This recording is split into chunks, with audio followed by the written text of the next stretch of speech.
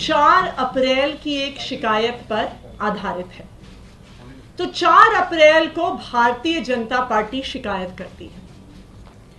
5 अप्रैल को 11:15 पर सभी न्यूज चैनल्स पर फ्लैश होता है कि इलेक्शन कमीशन ऑफ इंडिया ने आम आदमी पार्टी की नेता आतिशी को नोटिस भेजा।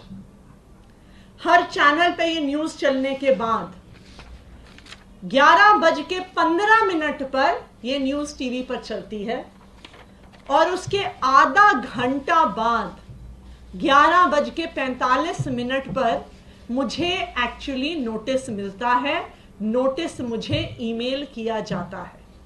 इसका मतलब इलेक्शन कमीशन ऑफ इंडिया के नोटिस की खबर पहले भारतीय जनता पार्टी मीडिया में प्लांट करती है, उसके बाद election commission of India notice देती है।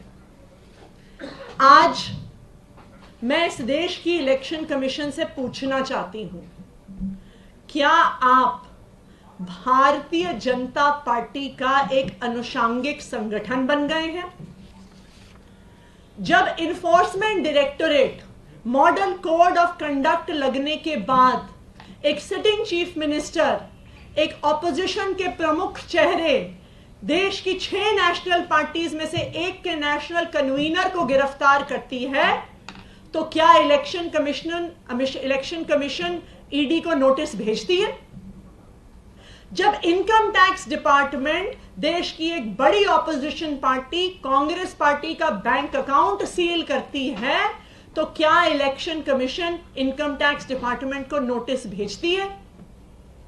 जब income tax department CPI CPM को बरसों पुरानी उनकी फाइलिंग के बारे में, उनकी रिटर्न्स के बारे में चुनाव की घोषणा के बाद नोटिस भेजती है, तो क्या इलेक्शन कमीशन केंद्र सरकार की इनकम टैक्स डिपार्टमेंट को नोटिस भेजती है?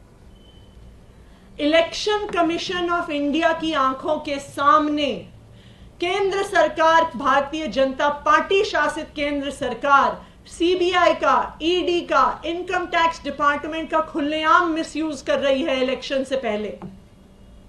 इलेक्शन कमीशन ऑफ इंडिया विपक्ष की जहां पे सरकारें हैं, वहां पे चीफ सेक्रेटरी बदल देती है, होम सेक्रेटरी बदल देती है, डीजीपी पुलिस बदल देती है, लेकिन जब विपक्ष के नेता, इंडिया गठबंधन के नेता इलेक्शन कमीशन के पास जाते हैं और ये डिमांड करते हैं कि चुनाव तक इंटरिम तौर पर income tax department, CBI, ED के डायरेक्टर्स को बदला जाए, तो इलेक्शन कमीशन कुछ नहीं करता।